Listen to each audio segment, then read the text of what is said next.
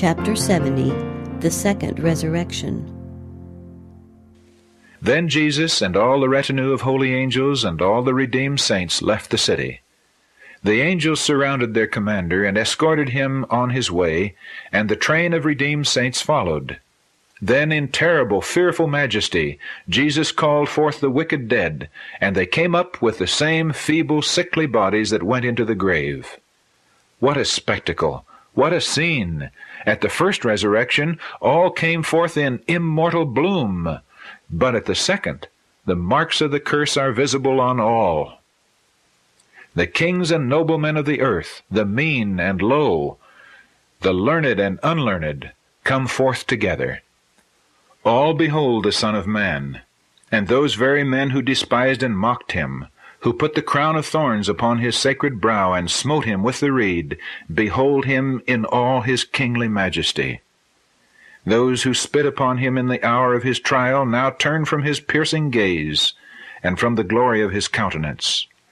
Those who drove the nails through his hands and feet now look upon the marks of his crucifixion. Those who thrust the spear into his side behold the marks of their cruelty on his body.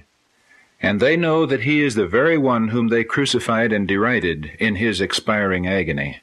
And then there arises one long, protracted wail of agony, as they flee to hide from the presence of the King of Kings and Lord of Lords. All are seeking to hide in the rocks, to shield themselves from the terrible glory of him whom they once despised. And, overwhelmed and pained with his majesty and exceeding glory, they with one accord raise their voices and with terrible distinctness exclaim, "Blessed is he that cometh in the name of the Lord!" Then Jesus and the holy angels, accompanied by all the saints, again go to the city, and the bitter lamentations and wailings of the doomed wicked fill the air. Then I saw that Satan again commenced his work. He passed around among his subjects, and made the weak and feeble strong, and told them that he and his angels were powerful. He pointed to the countless millions who had been raised. There were mighty warriors and kings who were well skilled in battle, and who had conquered kingdoms. And there were mighty giants and valiant men who had never lost a battle.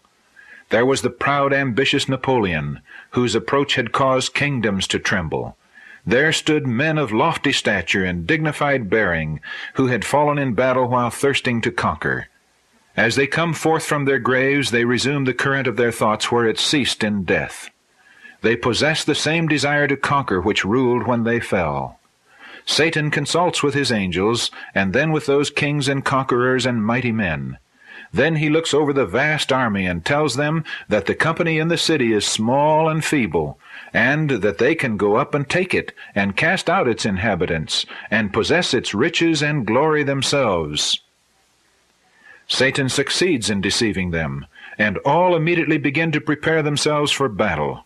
There are many skillful men in that vast army, and they construct all kinds of implements of war. Then, with Satan at their head, the multitude move on. Kings and warriors follow close after Satan, and the multitude follow after in companies.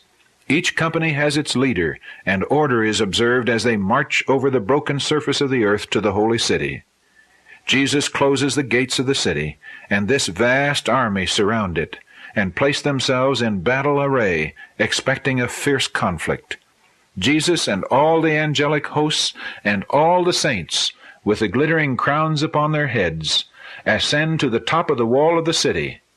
Jesus speaks with majesty, saying, "Behold, ye sinners, the reward of the just, and behold, my redeemed, the reward of the wicked." The vast multitude behold the glorious company on the walls of the city, and as they witness the splendor of their glittering crowns, and see their faces radiant with glory, reflecting the image of Jesus, and then behold the unsurpassed glory and majesty of the King of Kings and Lord of Lords, their courage fails. A sense of the treasure and glory which they have lost rushes upon them, and they realize that the wages of sin is death. They see the holy, happy company whom they have despised, clothed with glory, honor, immortality, and eternal life, while they are outside the city with every mean and abominable thing.